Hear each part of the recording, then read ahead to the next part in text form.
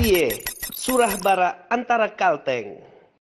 Selamat pagi Pak Mur. Selamat pagi, Mas Adi. Samsudin. Selamat pagi, Pak Adi. Apa kabar? Alhamdulillah. Apa kabar Pak Mur? Alhamdulillah sehat. Enaknya kita lepas masker deh.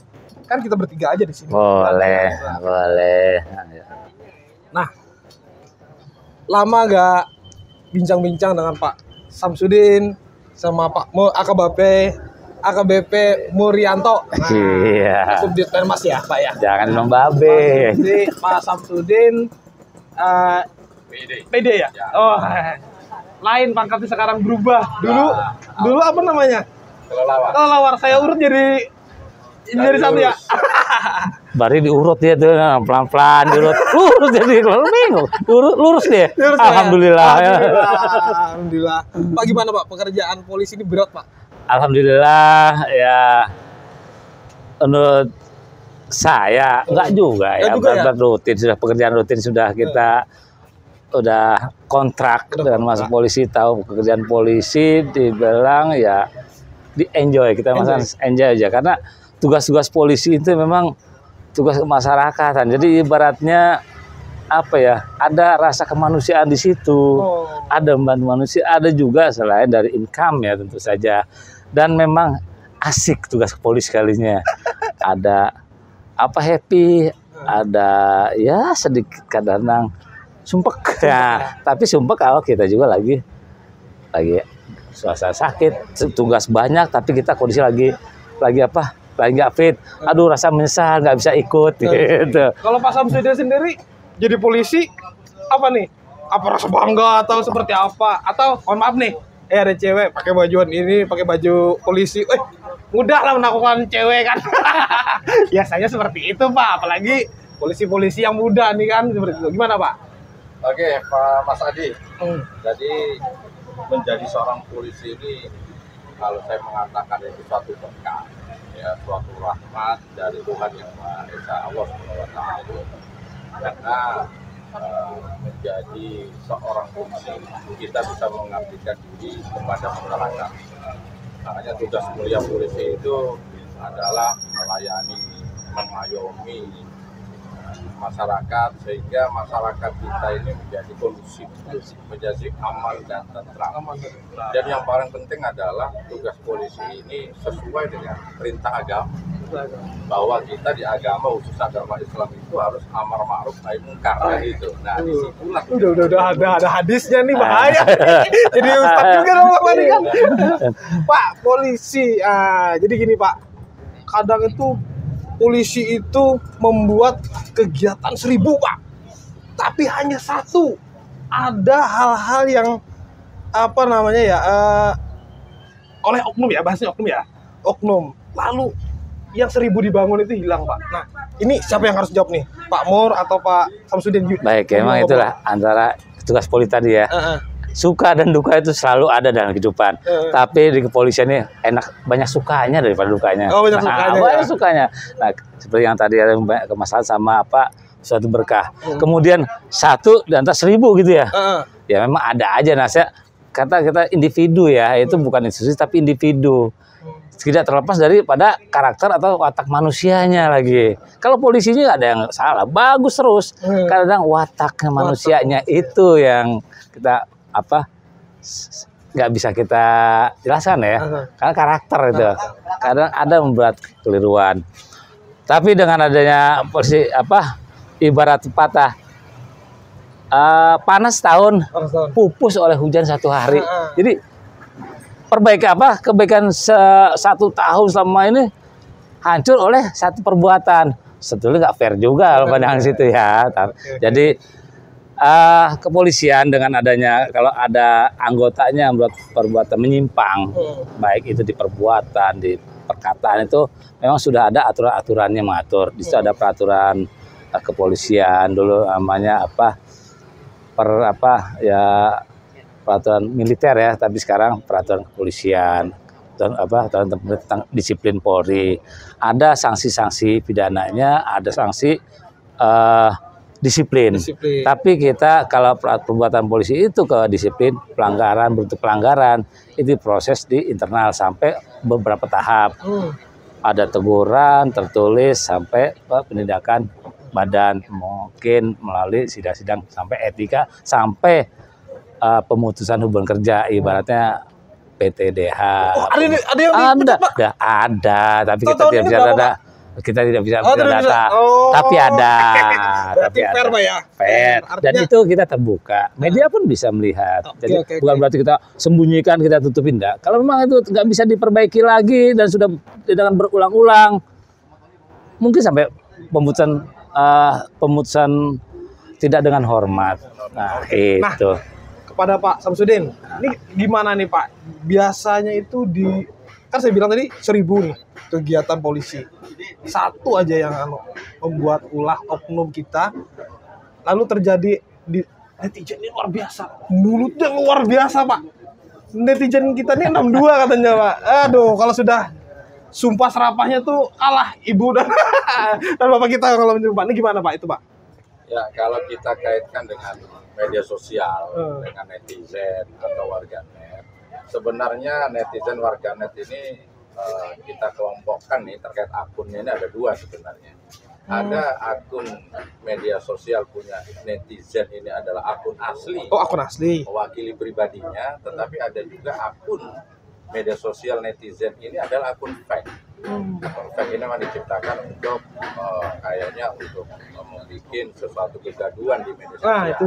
Ini yang bikin gaduh ini harus disikat dan jangan dibelah-belah lagi, Pak. Ya. Hajar aja sudah kan? Terlepas dari itu semua, kami kepolisian ini akan mengambil hal yang positifnya terkait komentar-komentar netizen di media sosial. Kami kepolisian tidak alergi dengan kritik. Siapapun boleh mengkritik polisi, itu sebagai masukan bagi kami untuk kebaikan kami ke depannya. Kritik, Memang kalau kita mau jujur, tidak ada manusia yang sempurna di dunia ini. Polisi pun demikian. Sehingga kami ke depan terus berupaya untuk memperbaiki diri. Terkait komen-komen netizen, itulah cambuk kami. Itu akan kami jadikan sebagai pelajaran untuk ke depannya akan lebih baik lagi dalam kita bekerja, dalam kita melayani masyarakat, sehingga masyarakat kita akan semakin kondusif. Tapi ada yang kena sanksi nggak, Pak? Dari netizen yang, mohon maaf nih, netizen yang kurang pas untuk mengomentari, Pak, misalnya mengomentari kepolisian, mengomentari instansi atau lambang negara pun sekalipun dipanggil, gimana tuh, Pak? Ya, kalau kita terkait dengan media sosial, kepolisian sekarang mengedepankan yang namanya restoratif justice. Jadi kita mengedepankan kepembinaan. Kita tidak mengedepankan kepidana, tidak, karena kita berkeyakinan, kita berbaik sangka kepada netizen. Oh, mungkin netizen ini belum paham terkait bijak bermedia sosial. Maka dari itu ketika ada netizen mungkin yang kurang bijak, kita lakukan pembinaan-pembinaan yang sifatnya humanis. Jadi kita kedepankan sekali lagi adalah restoratif justice, pembinaan kepada netizen, sehingga nanti kedepannya netizen Indonesia, warganet Indonesia kita harapkan menjadi netizen yang santun, netizen yang beretika, sehingga media sosial kita ini tidak berisi tentang hujatan, tidak berisi tentang iri dan dengki, tidak berisi dengan kata-kata yang tidak baik, ya, sehingga media sosial dapat kita gunakan mulai dari anak kecil ya sampai dengan orang tua akan aman ketika dia menggunakan media sosial. Seperti itu. Tapi Pak, kritikan-kritikan itu kadang kan namanya kita polisi nih, biasanya saya mau pingin kan manusia itu punya apa ya, batas anunya ya, Sabaran. ya kesabarannya. Jadi kalau nih netizen nih, mohon maaf nih, nggak pantas dan nih polisi misalnya ya, wah kita sikat aja nih, kita penjarakan aja. Ada nggak seperti itu, Pak, pikiran dari kepolisian itu, Pak? Kami di kepolisian itu tidak ada sedikit pun rasa dengki, rasa sakit hati kepada netizen. Kami yang saya sampaikan tadi, kami berbaik sangka kepada netizen. Mungkin netizen atau warganet ini belum paham, belum mengerti terkait bagaimana nih bijak bermedia sosial. Maka kemudian kita tidak langsung timbul emosi dan lain sebagainya. Kami kemudian mengedepankan yang namanya pembinaan. Kita kasih tahu ya, dengan cara-cara humanis yang soft, sehingga netizen kita harapkan setelah kita kasih tahu yang bersangkutan tidak lagi mengulangi perbuatannya, yang bersangkutan akan bijak nanti dalam menggunakan media sosial. Itu terkait media sosial nih Pak. Sekarang polisi ini kan tugasnya tidak hanya di media sosial, sosialnya juga harus turun kan Pak. Nah, nih di Palangkaraya ada berapa? Ada 17 kalau saya 17 kelurahan. 20 sekarang ya? 20 udah. Yang terakhir 20. Tapi udah surut sudah ya? surut, alhamdulillah sudah surut. Peran kepolisian untuk melakukan sosial apa Pak di situ Pak? Atau seperti apa? Polisi harus seperti apa? Mendata kayak atau memberikan bantuan atau seperti apa nih? Gimana Pak? Kemanusiaan ya. Tapi sebelum saya jawab, mungkin saya akan menambahkan yang disampaikan Pak Samsu tadi, masalah netizen ya, restorasi justice. Jadi kita juga melihat kan bukan semuanya diselesaikan dengan restoratif ya kan. Ada hal-hal tertentu yang mungkin akan membahayakan lebih tinggi dampak dari medsos itu akan membahayakan keselamatan negara, menunjukkan orang banyak, sipil negara itu akan gaduh mungkin ya, jangan sampai gaduh gara-gara itu netizen. Akan disidik secara hukum, ya kan ada dilakukan penegakan hukum, bukan restoratif. Jadi tidak semua nanti tenang kita ada restoratif justice pembinaan terus seenaknya dia enggak juga ya kan. Penegakan hukum tetap jalan. Nah, cuman yang berimplikasinya besar, merugikan orang banyak, simbol negara. Nah, itu dinilai membahayakan keselamatan orang banyak kan gitu ya. Ya tadi Pak, itu baik. Keterlibatan kepolisian ya di kemanusiaan dengan adanya beberapa hari ini Palangka ya termasuk Kalimantan Tengah sebagian kabupaten ya terkena dampak. Tadi kita bicara di Palangkaraya. Yang kami ketahui berdasarkan data yang ada terakhir tuh di Palangka ada 20 kelurahan, cukup banyak. Banyak juga yang terdampak korban ini. Kemudian apa sih peran kepolisian? Nah, peran kepolisian begitu ada banjir itu sudah langsung turun besar jajaran, baik itu satu dari Polres ya, dari Polda turun, baik dalam bentuk manusia yang langsung turun membawa peralatan SAR, perahu perlu untuk evakuasi ya, bantu warga yang terdampak. Kemudian juga pimpinan Pak Kapolda ada ninjau beberapa tempat dengan membawa sembako. Kemudian dari tim SAR ya, dari perahu karet, kemudian memberikan posko, dan tidak kalah terpenting ini langsung hari itu juga dari Polda menurunkan Kesrap ya, kesehatan lapangan, Dokes ya, menurunkan tenaga kesehatannya berserta obat dan kelengkapannya. Wah, itu bagus Pak untuk jadi ini. Dampak banjir kan ada yang mungkin orang lansia, anak-anak yang perlu pertolongan segera.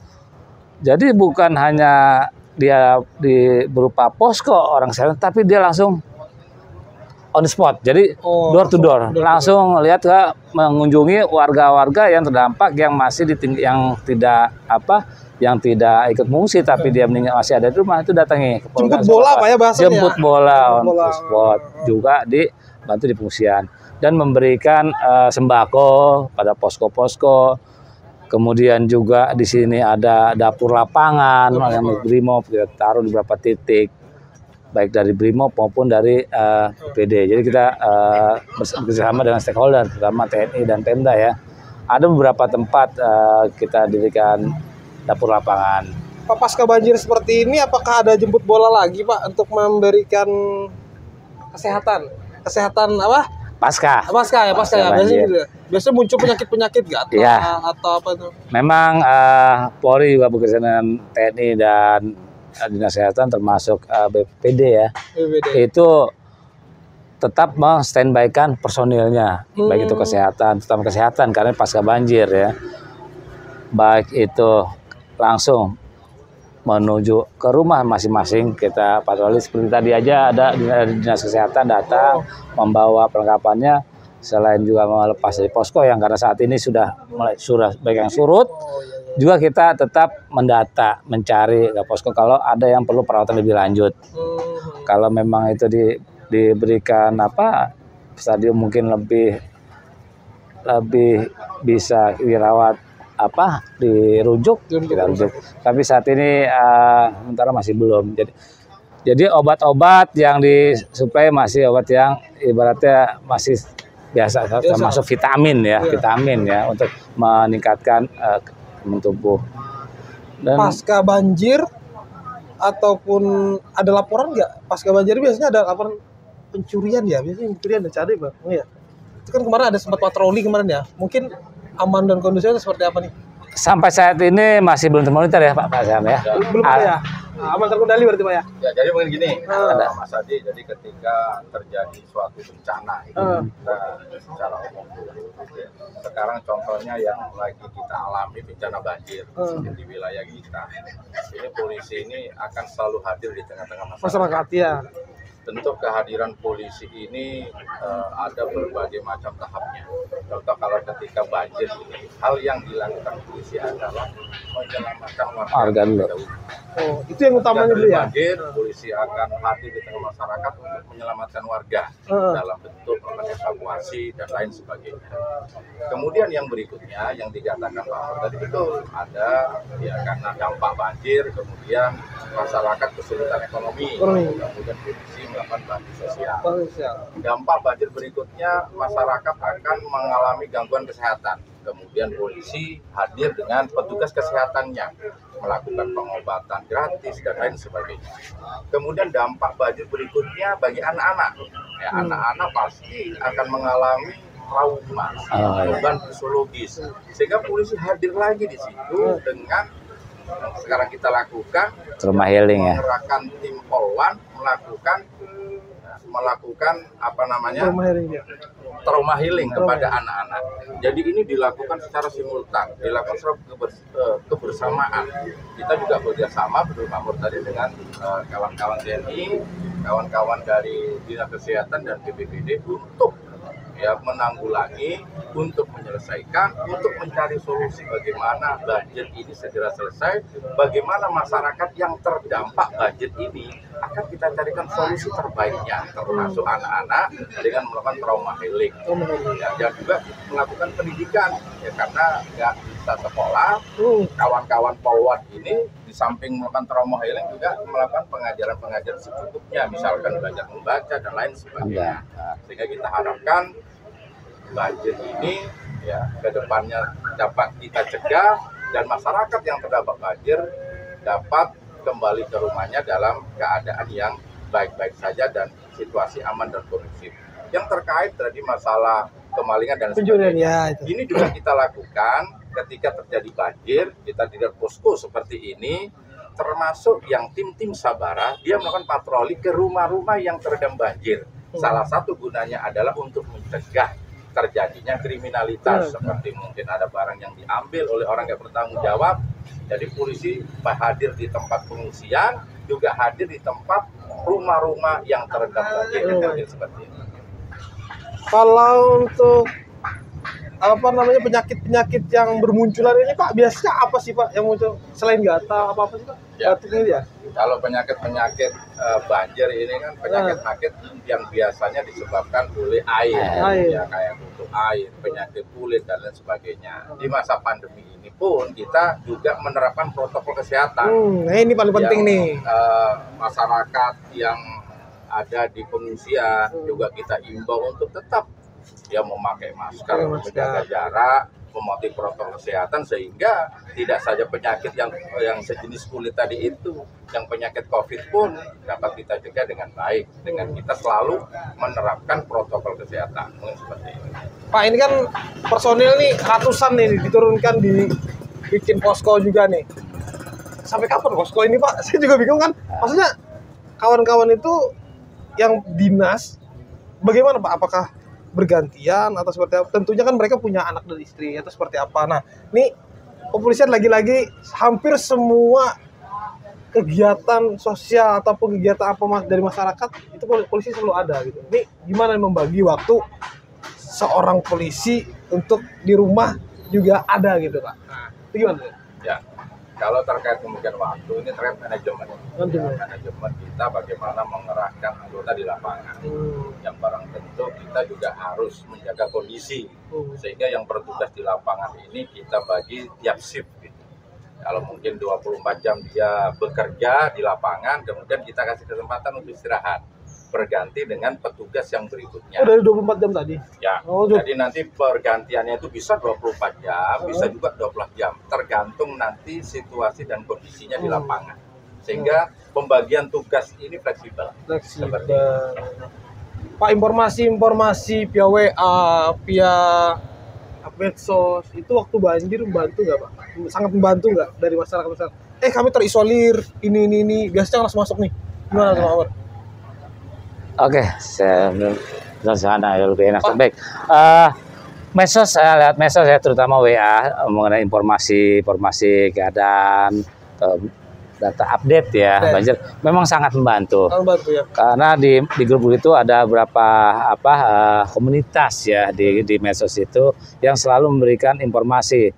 Ada grupnya sukarelawan, adanya info Kalteng, pokoknya seluruh data-data informasi terbaru dia akan mengeluarkan, akan menyampaikan kepada grupnya dan terus disabarkan juga melalui grup-grup, akhirnya cepat tersebar luas. Jadi ada cepat sekali begitu naik, jangankan naik langsung mendadak 4 cm, 10 cm itu ada terus, kita dapat monitor terus saja. Jadi masih naik. Jadi sehingga pengguna mungkin terutama yang pengguna kendaraan ya, kalau misalnya di sana masih banjir, nggak berani kita ke sana, nanti dulu. Nah, ini terakhir ini naik lagi ya.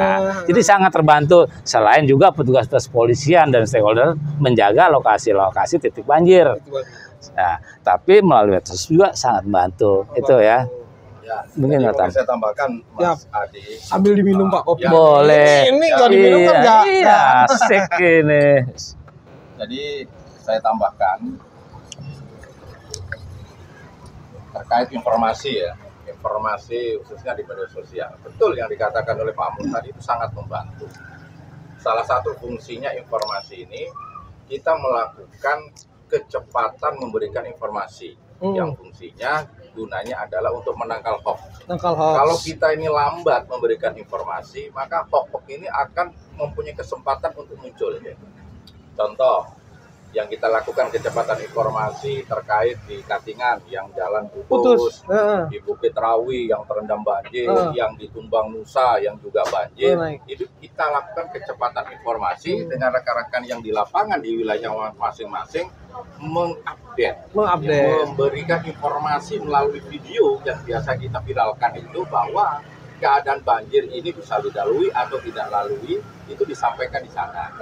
Sehingga kesempatan yang saya katakan untuk mencegah hoax tadi, tidak ada lagi orang bikin hoax bahwasannya seperti yang terjadi hoax di Tumbang Nusa. Tumbang Nusa bahwa jalan putus. Padahal itu bukan di Tumbang Nusa. Itu terjadi di wilayah Katingan yang di pedalaman. Nah, ini dapat kita cegah seminimal mungkin. Langsung disampaikan oleh perwira di sana, seperti apa gitu ya? Disampaikan oleh petugasnya secara resmi dan kemudian kita viralkan melalui media sosial dan juga grup WA, sehingga masyarakat yang di luar Palangkaraya, ya yang masa Palangkaraya sendiri mengetahui bagaimana sih update-nya banjir ini, apakah sudah turun, apakah jalan bisa dilalui dan lain sebagainya. Termasuk informasi dari masyarakat. Contoh kemarin juga kita dapat informasi ada masyarakat wilayah Mendawai sini. Jadi dia menyampaikan ke kami, dia melalui Facebooknya menyampaikan bahwa Pak, kami tidak mendapatkan makanan dan lain sebagainya. Nah, ini informasi yang penting bagi kami. Kemudian kita verifikasi, kemudian kita teruskan kepada rekan-rekan di lapangan sehingga langsung ditindaklanjuti, yang bersangkutan didatangi, ya diberikan bantuan yang berupa makanan. Ini demikian tadi. Wah, ini asik bincang-bincang Pak Polisi ini berat sebenarnya kalau menurut saya sih. Saya aja bagi waktu pagi ini, keluar pagi ini sangat sulit Pak sebenarnya Pak. Makanya keluar rumah itu jam 9 lah kalau bisa kan. Tapi ya nggak bisa lah, namanya pekerjaan kan. Iya. Itulah pekerjaan polisi. Mungkin Pak sedikit memberikan masukan Pak Mur atau Pak Sam, bergantian lah. Pak Mur dulu ya. Iya, tentang ini Pak, tentang biasa berita-berita hoax lah. Jadi kan selama ini berita-berita hoax ini juga sangat mengganggu, bikin gaduh. Nah, ini Pak Mur nih. dari Arkan? Ya, kita mengharapkan ya dengan pengguna-pengguna media sosial yang disebut netizen ya, warganet itu untuk bijaklah bermedia sosial. Ingat apa? Ada pepatah dulu kan, mulutmu harimaumu, sekarang jempolmu atau jarimu harimau. Jadi kemudian ya, terutama pada saat membaca, misalnya ada kiriman grup, ada berita, dibaca dulu. Yang makanya saring sebelum sharing ya, kita baca dulu. Ini kira-kira nih bagus, iya apa enggak? Nah, jangan tahu-tahu begitu kirim, wih asik nih, kirim. Padahal harusnya asiknya asik apa? Asik menyesatkan atau asik apa? Ya dilihat dulu. Kalau ragu-ragu, jangan dulu, tanya kepada nomor yang sudah dari ke Bitumas, ke petugas yang memang sudah di situ disiapkan, baik ke Kominfo dan Bitumas, melalui Facebook ada Humas ya, Instagram ada, WA pun ada juga dan sudah kita sebarkan. Jadi bagi pengguna netizen ya, ada konten-konten yang kira-kira meragukan, janganlah langsung disebar, tanyakan dulu. Minimal hanya untuk pribadi ya, dirinya sendiri sudah cukup.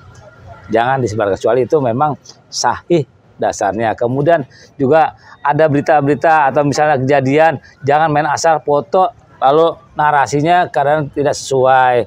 Narasinya model membuat orang tanda tanya atau membuat takut netizen. Tapi ada juga karena iseng-iseng pengen iseng aku biar dia ketakutan. Nah, kalau itu udah dia tuh bagus gitu. Saya kira, jadi sekali lagi pesan saya sih ya, bijaklah bermedia sosial.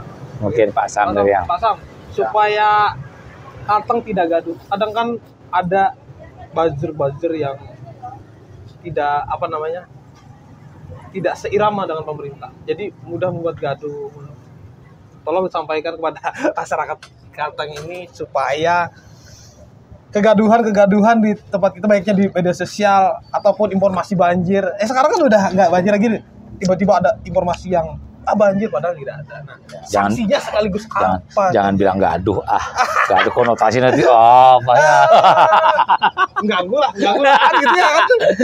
Jadi seperti yang saya katakan di awal tadi, kita selalu berbaik sangka kepada masyarakat, khususnya warganet netizen. Ketika ada sebagian kecil warganet yang menyebarkan hoax atau menyebarkan ujian, kita selalu berbaik sangka. Mungkin yang bersangkutan belum paham. Makanya kemudian kita lakukan pembinaan tadi itu. Pembinaan kita lakukan, bisa melakukan sosialisasi melalui literasi digital. Juga sama seperti ini. Kita juga sama, ini seperti yang dilakukan oleh Antara, ini sangat bagus. Kita juga bisa menyampaikan ke masyarakat, di antaranya terkait bijak bermedia sosial, sehingga masyarakat sudah tahu semua nih, bahwa ketika kita menggunakan media sosial dilarang menyebarkan hoax, dilarang melakukan ujaran kebencian, dilarang menyinggung sara, suku, agama, ras, dan antar golongan. Ya, hal-hal itulah nanti yang bisa diambil manfaatnya oleh masyarakat melalui media sosial, media seperti ini. Seperti itu, Mas. Oke.